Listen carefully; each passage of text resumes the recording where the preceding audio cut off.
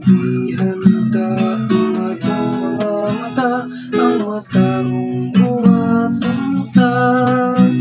Panahon na sa pagbago, panahon na sa buhay pagtubo, panahon na sa pag-ihusay, pag-ikuli, pagpasaylo, paminahon na tugaron, ang tawag sa panahon.